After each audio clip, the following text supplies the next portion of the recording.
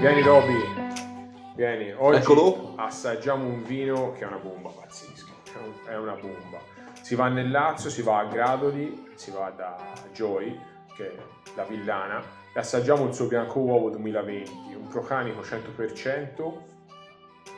Buono, ragazzi. Già dal colore Guardate il colore che ha. incredibile.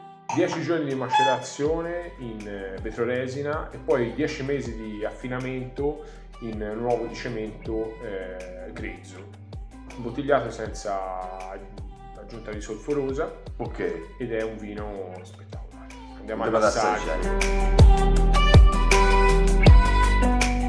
È meraviglioso, ragazzi.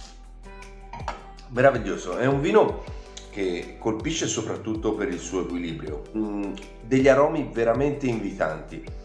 La cosa che colpisce di questo Procanico, che comunque è un biotipo del Trebbiano, quindi è un'uva abbastanza neutra, è come riesce Joy con questa vinificazione così particolare a tirare fuori il vero corpo, la vera essenza di quest'uva. Ci sono dei sentori incredibili di frutta a pasta gialla, sentore di tè, questa nota amaricante che ti aiuta alla beva, cioè ti richiama alla beva, al sorso successivo, ed è veramente un vino bello. Non è lunghissimo, ma non credo sia nemmeno quello che deve fare, no? Cioè è un vino da godere e da bere in quantità. Assolutamente sì.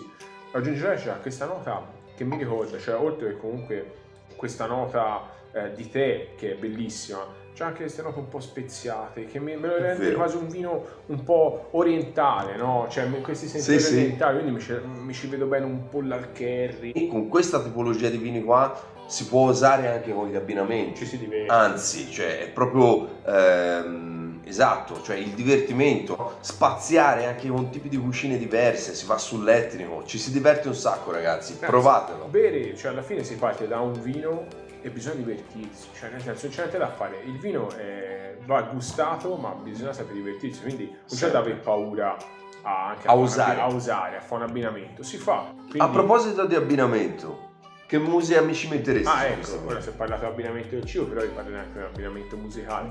Io qui, secondo me ci sarebbe bene, sono una nazione di LCD Sound System, in questo caso ci metterei, guarda, secondo me ci sarebbe da 10 Oh Baby, del loro ultimo album American Dream, che è anche di sottofondo.